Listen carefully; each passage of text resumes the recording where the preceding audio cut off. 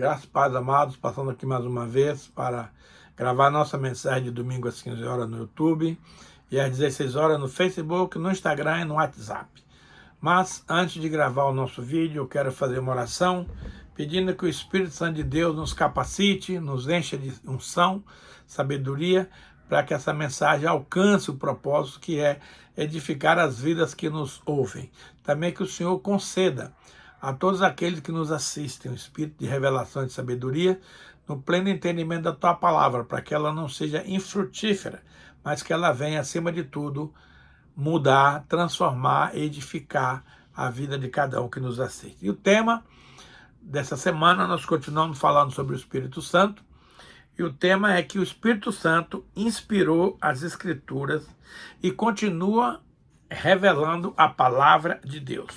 Tem muita gente que tem dificuldade de aceitar a Bíblia porque acha que a Bíblia é um livro antigo, que acha que a Bíblia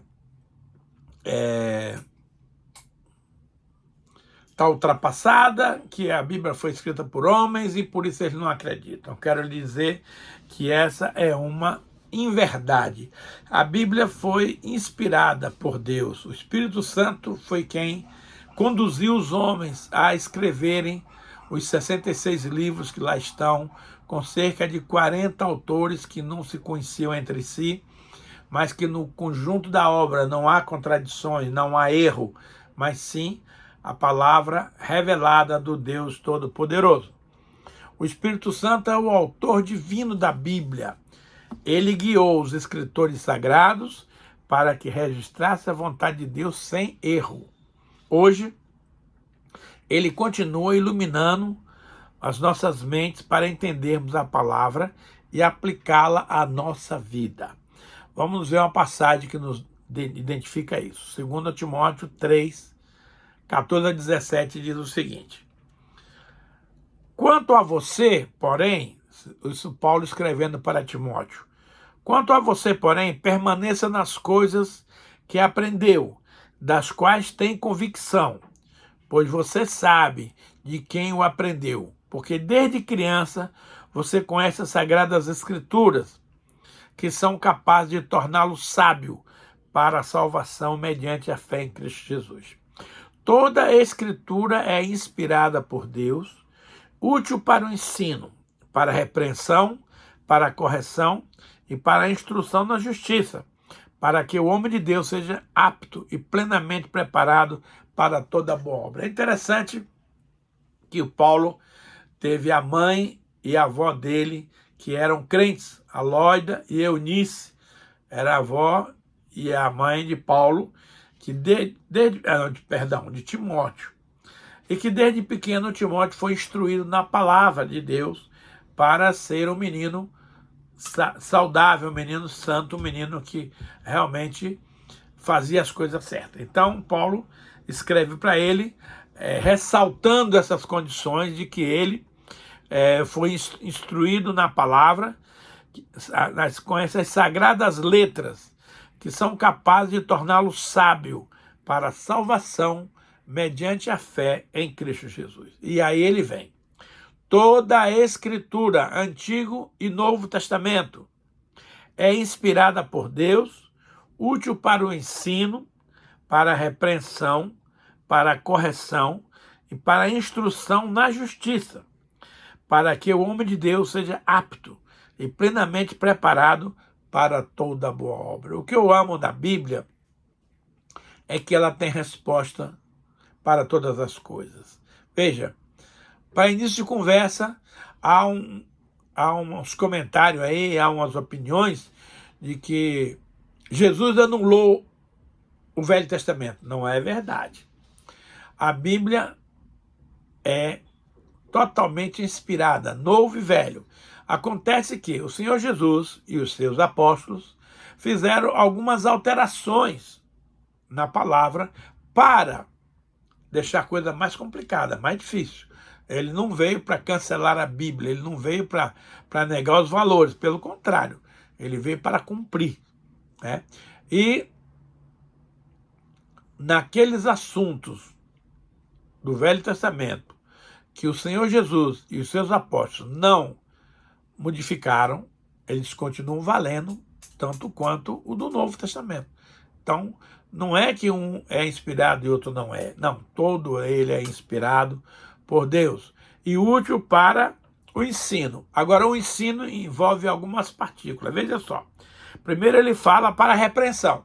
Então, se alguém foi notado em alguma repreensão, ele vai usar a palavra de Deus para contestar aquela repreensão. Não é apenas a minha opinião pessoal. Não. A Bíblia diz, nesse caso aqui, isso, isso e isso. Então, a Bíblia é útil para a repreensão, mas também para a correção. Ao mesmo tempo que ela repreende uma palavra errada, ela fornece a palavra correta para você praticar e viver na vida certa. E para a instrução na justiça. A Bíblia não é um livro para instruções matemáticas, geográficas e de outras categorias. A Bíblia ela é útil para o ensino na justiça de Deus. Para quê? Para que o homem de Deus seja apto e plenamente preparado para toda boa obra. A Bíblia tem resposta para tudo. Então, se você buscar nas Escrituras a resposta certa para o seu problema, você vai achá-la. Então, é uma questão de você saber onde encontra, que a Bíblia é um livro, é uma coleção de livros, são 66 livros, 39 do Velho Testamento e 27 do Novo.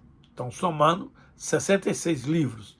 Então, é preciso você ter a ajuda do Espírito Santo para localizar a palavra certa de que você precisa para pontuar um problema, uma dificuldade. Agora, veja bem, o apóstolo Pedro diz na sua segunda carta, capítulo 1, versículo 20 e 21, o seguinte: antes de mais nada, saibam que nenhuma profecia da Escritura provém de interpretação pessoal, pois jamais a profecia teve origem na vontade humana, mas homens falaram da parte de Deus, impelidos pelo Espírito Santo. Eu gosto disso. Gosto disso porque põe a Bíblia um livro acima de qualquer suspeita, porque ele é muito claro. Pedro começa assim: antes de mais nada, né, saibam que nenhuma profecia da Escritura provém de interpretação pessoal. Não. Você tem que usar a exegese correta, a homilética certa e saber o significado, primeiro, morfológico da palavra. Segundo, geográfico. Terceiro, cultural. Quarto, contexto da sociedade judaica. Então, há uma série de fatores que precisam ser considerados no momento de você interpretar uma profecia. Agora, tem muita gente mal intencionada que pega a palavra de Deus e torce para justificar o seu ponto de vista. Por isso que Pedro diz que a Escritura não vem de interpretação pessoal. A Bíblia, ela fala a verdade. Eu fico olhando nosso querido Abraão, o pai da fé, homem de Deus, um cara fantástico. Mas a Bíblia fala de muitas bobagens que Abraão fez. Abraão mentiu. Disse que a mulher dele era irmã dele, para que, com medo de Faraó ali matar. Então, é uma falha muito terrível. Mas Deus não encobriu isso. Embora Abraão, sendo o pai da fé, a Bíblia fala das suas bobagens, dos seus erros, dos seus pecados. Um outro cara, Davi, homem segundo o coração de Deus. Mas Davi adulterou com Batseba, matou o marido dela, fez coisas terríveis. E Deus não deixou em branco. Deus fez questão de registrar as bobagens que Davi fez. Mas Davi era um homem temente a Deus, um homem santo, e que, quando confrontado, ele aceitava a confrontação. Quando Davi se deitou com a mulher de Urias, Deus ficou indignado. Ele falou: e agora, como é que eu faço para contestar o Davi, porque Davi achou que não fez nada demais, aquela velha máxima de que eu sou uma pessoa boa, eu estou acima de qualquer suspeita. Então Davi achou que pelo fato dele transar com a mulher de Urias, não tinha problema algum. Mas para Deus tem.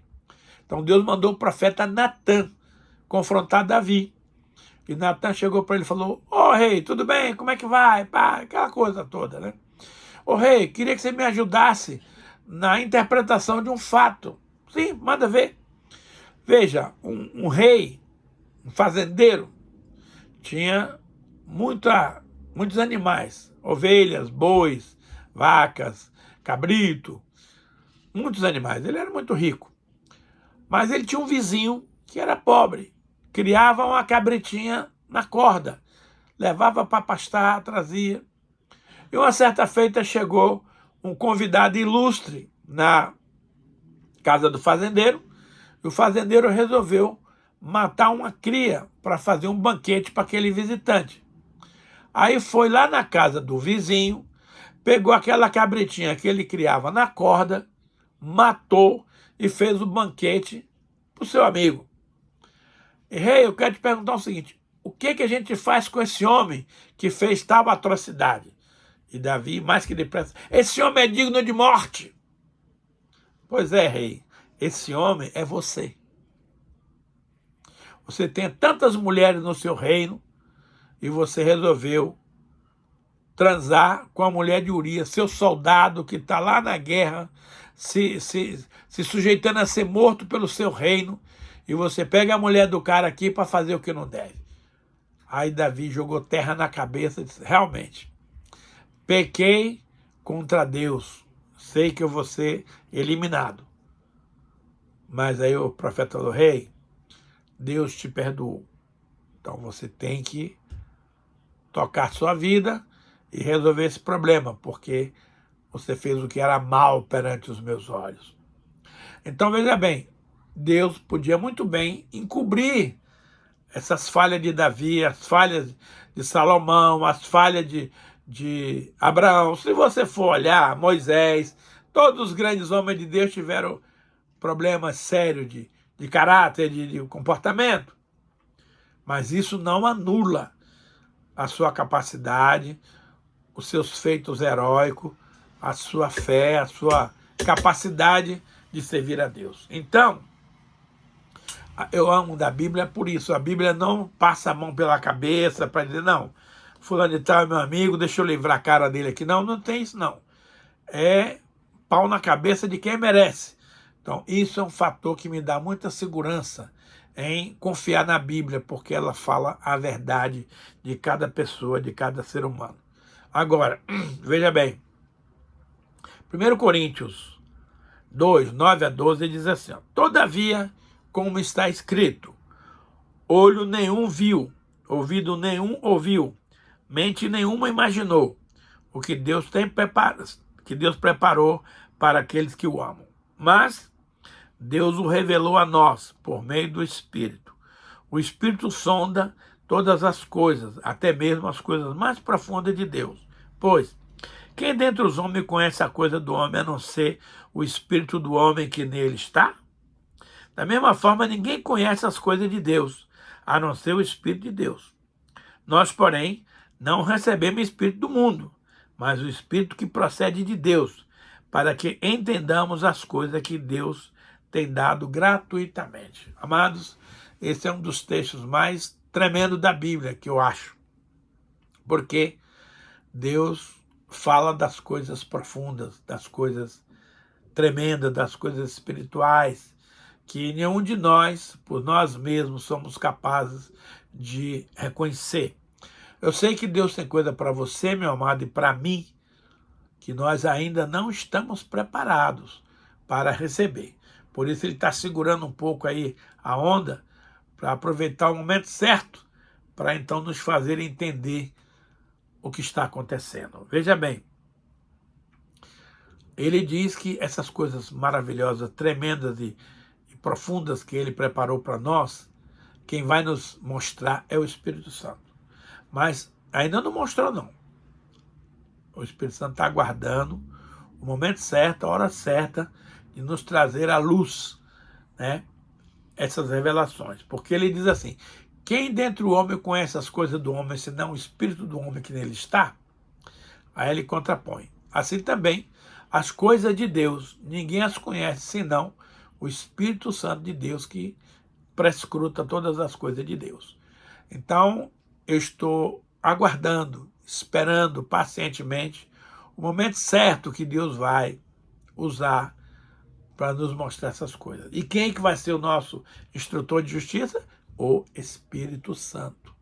Então, meus amados, vamos entender que o Espírito Santo é aquele que escreveu a Bíblia, é aquele que interpreta a Bíblia hoje, e é aquele que nos guia segundo a vontade santa do Senhor. Portanto, nós precisamos ter mais respeito, ter mais reverência à condição do Espírito Santo que diz respeito a todos nós. Então aqui ele termina o versículo dizendo o seguinte, nós, porém, não recebemos o Espírito do mundo, mas o Espírito que procede de Deus, para que entendamos as coisas que Deus nos tem dado gratuitamente. Interessante, né? O mundo que a gente vive, tudo gira na base do dinheiro. Tudo custa.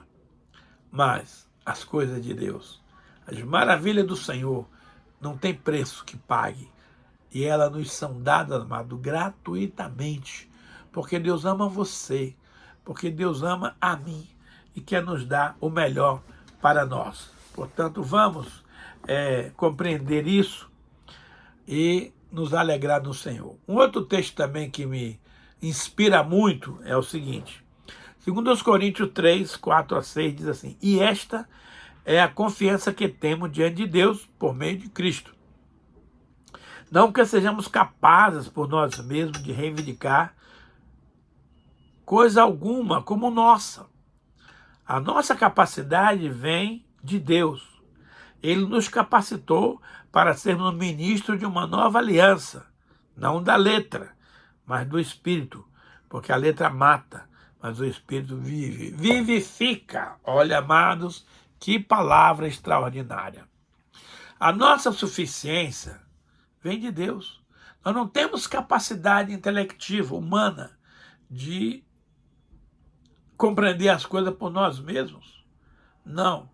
Deus nos capacita a ser ministro de uma nova aliança.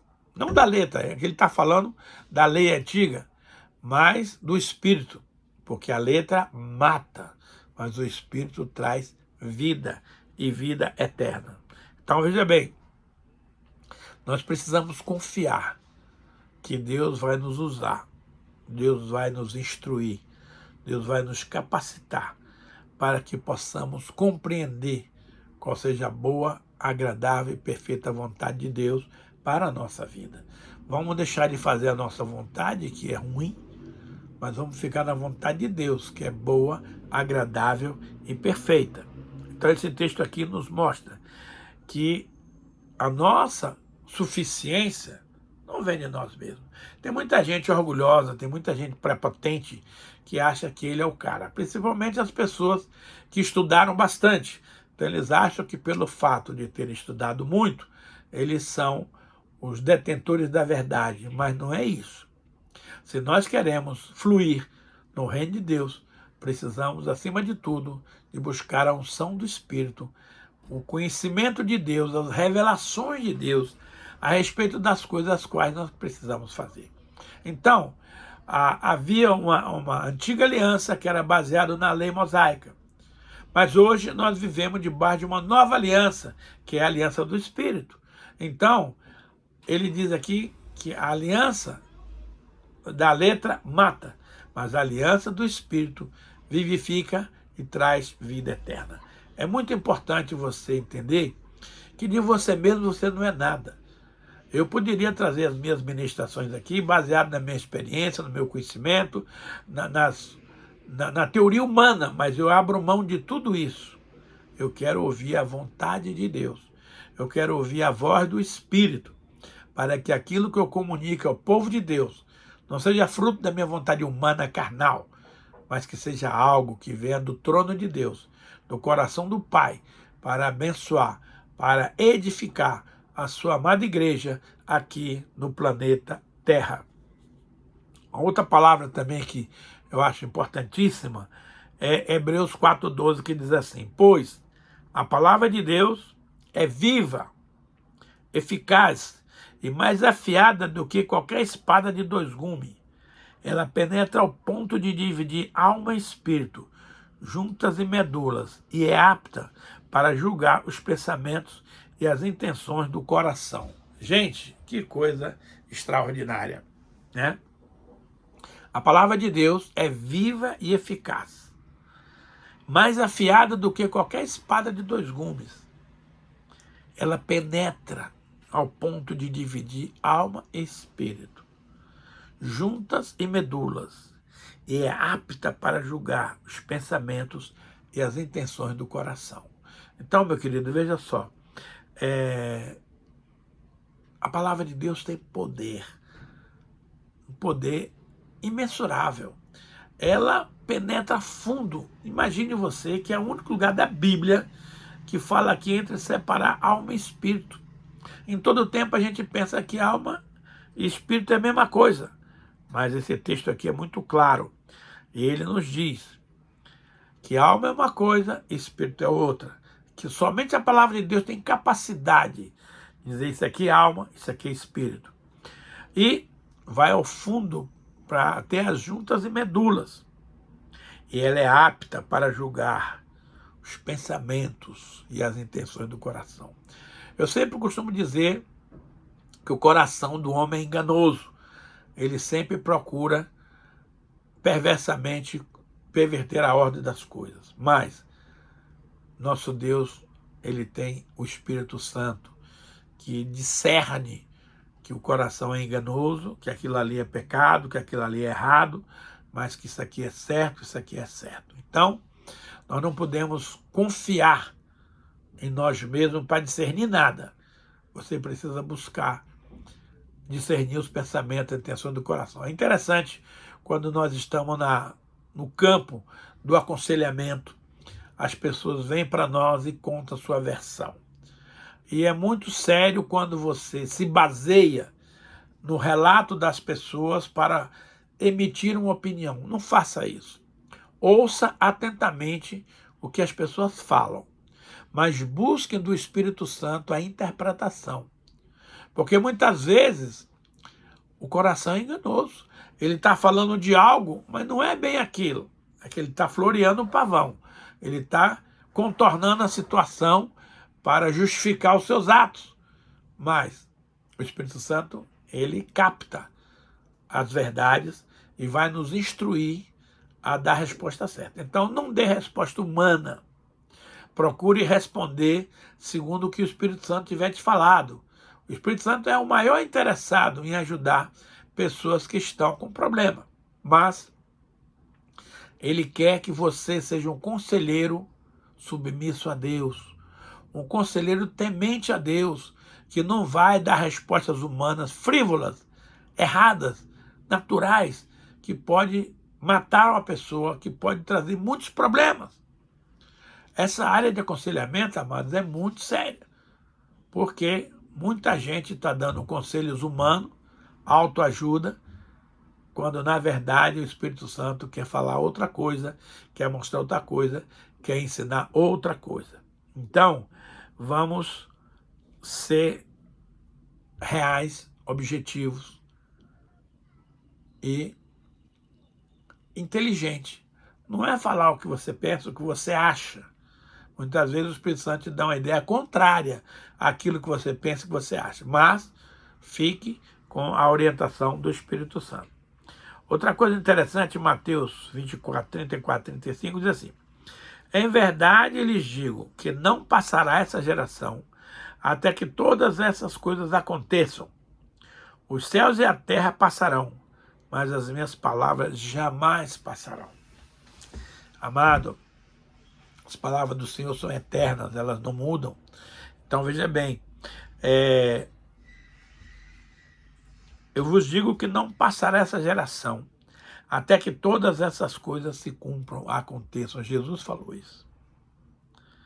Os céus e a terra passarão. Interessante, né? Mas as minhas palavras jamais passarão. Queridos, temos que amar a palavra de Deus, respeitar a palavra de Deus, pregar a palavra de Deus. Não importa se isso vai doer em A, B ou C. Seja honesto, seja verdadeiro. Não venha trazer a sua opinião. A sua opinião pessoal não interessa para ninguém. O que nos interessa saber é a vontade de Deus, a direção de Deus, o que Deus tem reservado para aquela situação. Em Mateus 5, 17 e 18, tem uma coisa interessante. Não pense que eu vim abolir a lei ou os profetas. Não vim aboli-los, mas cumpri-los. Em verdade lhe digo que até os céus e a terra desapareçam, de forma alguma desaparecerá da lei a menor letra ou menor traço, até que tudo se cumpra. Nossa, essa é forte, hein? Jesus não veio abolir a lei. Eu acho que ele veio ampliar as coisas da lei. Por exemplo, está escrito lá, ouviste o que foi dito, não adulterarás. Isso é um ato físico de adultério. Não é para adulterar. Eu, porém, vos digo, olha só, que aquele que olhar para uma mulher com intenção impura no coração, já adulterou contra ela. Querido, como é que você pode considerar um negócio desse? Porque para você consumar um adultério, havia toda uma situação, você tinha que ir a um lugar com a mulher, fazer aquelas coisas, tudo. Isso é mais complicado. Agora, ele engrossa a coisa. Não, a qualquer um de vocês que olhar para uma mulher, olhar, com intenções impuras no coração, já adulterou com ela. Então, Jesus não veio abolir a lei. Ele veio ampliar, ele veio complicar mais as coisas, né? Então, as intenções do coração, só Deus sabe. Você muitas vezes não é para matar alguém, mas você matar, você tem que pegar um revólver, uma faca e lá matar a pessoa. Mas se você tiver intenção errada no coração, já matou. Amado, para um pouquinho e pensa, quantas pessoas você já não matou nos seus pensamentos? Para Deus, é igual a fazer de fato e de verdade. Então não intente o mal contra as pessoas, porque Deus não se agrada dessas coisas. Então nós precisamos, acima de tudo, temer a Deus e ampliar o conceito que ele tem de pecado. Então ele diz aqui que ele não veio abolir a lei dos profetas, mas não vinha aboli-los, mas cumpri-los. Na verdade te digo, até que o céu e a terra desapareçam, de forma alguma desaparecerá da lei a menor letra ou menor traço, até que tudo se cumpra. A palavra de Deus é a verdade, e ela vai se cumprir na vida das pessoas. Eu gosto muito também de um versículo que está em 2 Tessalonicenses 2,13, que nos diz o seguinte: também agradecemos constantemente a Deus o fato de que, ao receber a palavra de Deus, que ouviram de nós, vocês a aceitaram não com palavra de homens, mas como ela verdadeiramente é, como a palavra de Deus, que atua com eficácia em vocês, os que creem. Muitas vezes você vai num culto e ouve uma palavra e você... isso é a palavra de homens. Não. Esse pessoal de Tessalônica aqui recebia uma palavra que Deus mandava e não a aceitava como palavra de homens, porque não era, mas verdadeiramente como palavra de Deus. E assim tem que ser a nossa vida. Nós não podemos, irmãos, negligenciar, fazer pouco caso. A palavra de Deus é martelo que esmiuça a penha. Então a gente tem que... É fogo e é martelo que esmiuça a penha. A gente tem que acreditar. Senhor, o tempo acabou. Naquilo que eu não fui capaz, Senhor, de transmitir. Que o Espírito Santo complete a obra no coração dos irmãos.